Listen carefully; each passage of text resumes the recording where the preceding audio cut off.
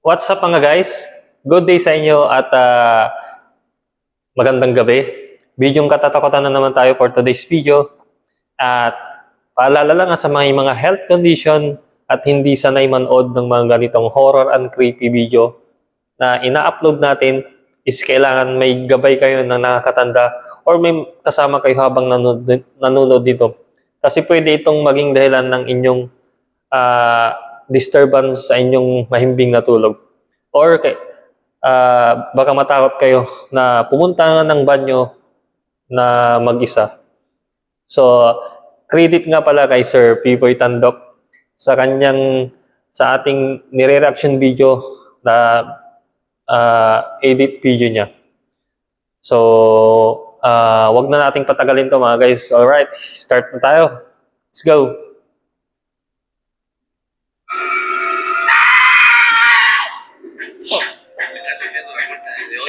Ano yan? Alas 2 ng madaling araw nang makarinig. Yan na naman, alas 2 ng madaling araw, hindi pa kayo natutulog. But kasi nang titrip pa sila gusto nilang mag-adventurous pa sila, kumbaga, mag-ganyan-ganyan, ghost hunting, di ba? Ang isang lalaki na video Alas 2. alam mo'y katok sa kaniyang pintuan. May kumakatok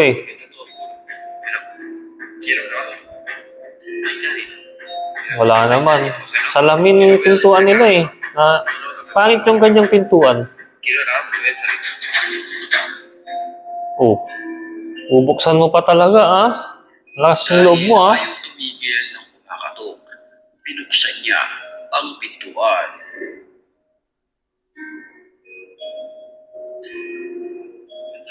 Walang tao. So, hindi yung tao. Kasi, ganito guys for safety, wala siguro ding gagaya ng ganyang action. Yung mga ganyan, pag may kumakatok ng mga madaling araw, kabahan na kayo. Or, kung wala kayong expected na darating na bisita or kamag-anak, is wag na nating talagang buksan. Kasi isa lang ang ibig sabihin yan. Kung hindi magnanakaw, masamang elemento talaga yan, mga engkanto, ano ba meron pa. Basta mga evil ang papasok sa inyong tirahan. Tapos wala ka pang self-defense, wala ka man lang hawak na pamalo, pang depensa sa sarili nyo, di ba? Tapos bubuksan mo ng ganyan, ay hindi talaga advisable yan mga guys. Tapos kailangan pag ganyan, huwag mo munang buksan agad-agad. Kung wala namang sumagot, di balik ka na sa sa pagkakatulog mo, di ba? Or tumawag ka ng mga kasama.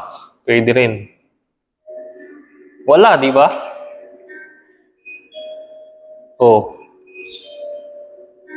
May nakaitim. May itim.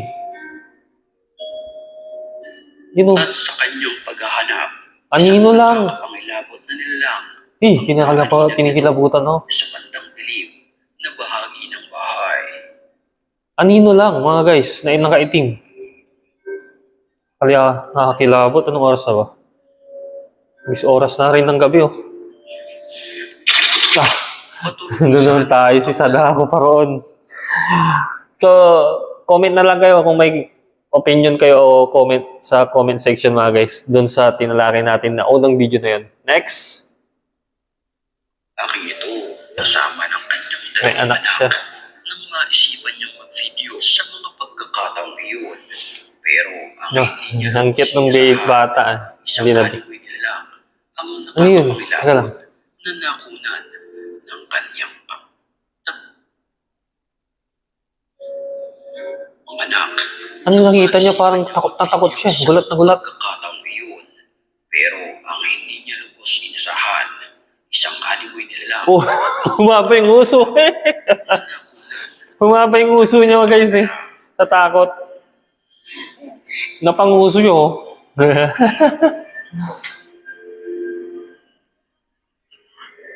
isang animoy itim na nilalang. Itim na nilalang na naman, di ba? Agad niya itong Guys, pag ganyan itim na nilalang, ang kailangan mo lang dyan na sandata, flashlight. Kailangan may flashlight kayo lagi sa inyong bahay. Laging nasa tabi mo yan yung flashlight. Kasi hindi mo nakikita eh. Itim lang eh. Liwanag lang yung katapat yan mga guys. Hinanap. Pero bigla na lamang nagtawag. Nung parang pula. Hmm. Yeah. Ikaw ang puro kahikaw tapos marami kang tattoo tapos takot ka sa ganyan. Samantalang yung nung tinatuhan ka masakit eh. Hindi ka natakot. Oh. Takot na takot siya. Halos atakihin naman sa puso ang isang lalaki na ito na pumasok sa isang abandonadong gusali. So tapos na tayo dun sa pangalawang video natin na tinalakay. Pangatlo na to mga guys. Dahil dito ay nakaranas siya ng mga hindi malilimutang pangyayari sa tala ng kanyang buhay. بسم الله الرحمن الرحيم يا رب Muslim country. بسم الله India to India. Or Middle East. Allah, yung salita nila eh. Muslim. تجنب البابي كله هذا وش Sa mga oras Abandonadong bahay, nakakatakot. ng mga paggalaw ng mga kagamitan dito kahit wala namang tao. Ang creepy. Kanya, Allah. Brown out? No problem with this portable generator. It's compact, lightweight, and easy to carry anywhere. Allah. Ano yan, mga chichirya? Ang galing yan. sa mga oras na iyon nakakita Hindi siya nakain? sumot-sumot dito. Chichirya, pagkain ng bata. Inialay ng mga unang nakapunta rito. Sa mga Allah, sa alay yun, alay. ito. So, dagdag kaalaman lang mga guys sa aking sa aking nalalaman.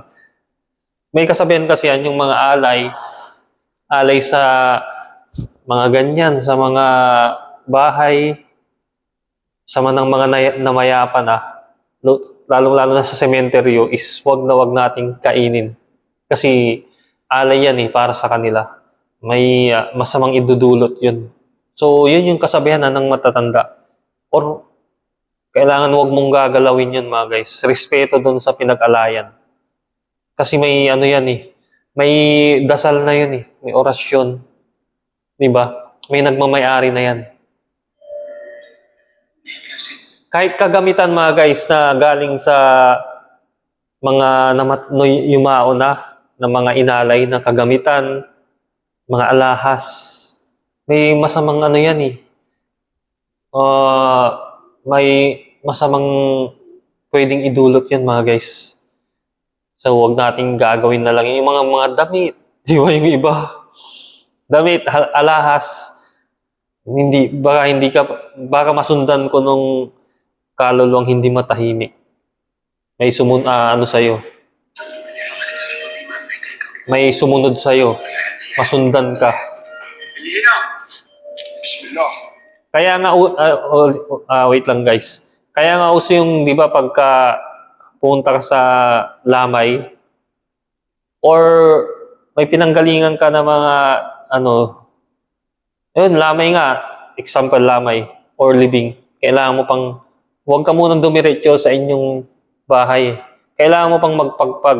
May tawag niya, pagpag, na ko yun sa mga matatanda na tutunan ko.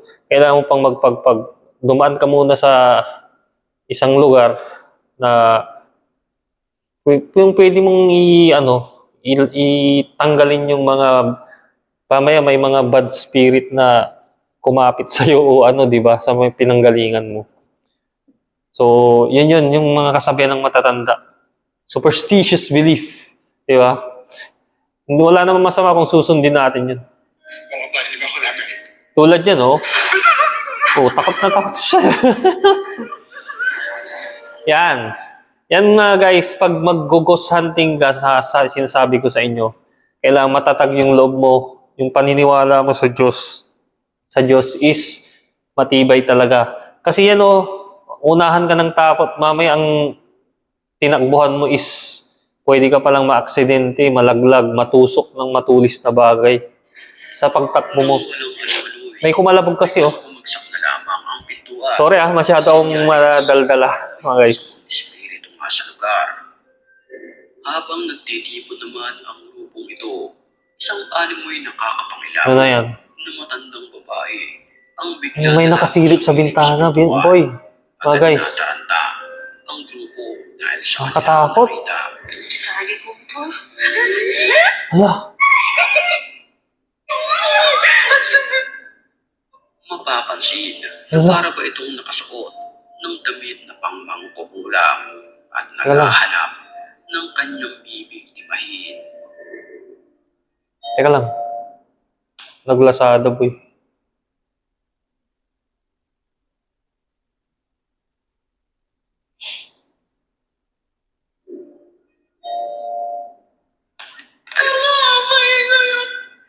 Parang mangkukulam mga guys.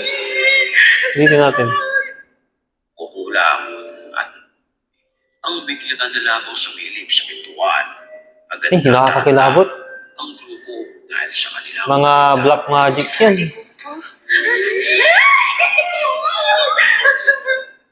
Tingnan niyo yung itsura niya mga guys. So, tapos nakasombrero ng pang ano, yung tawag dyan, mangkukulam. Yay! Ako mas naniniwala pa ako sa mga ganyan, yung mga mangkukulam, mambabarang. Mapapansin na para ba itong nakasuot ng damit na pangmangkukulam Tapos nasa taas siya ng bintana eh. ng kanyang bibig timahin. Nakakatakot naman.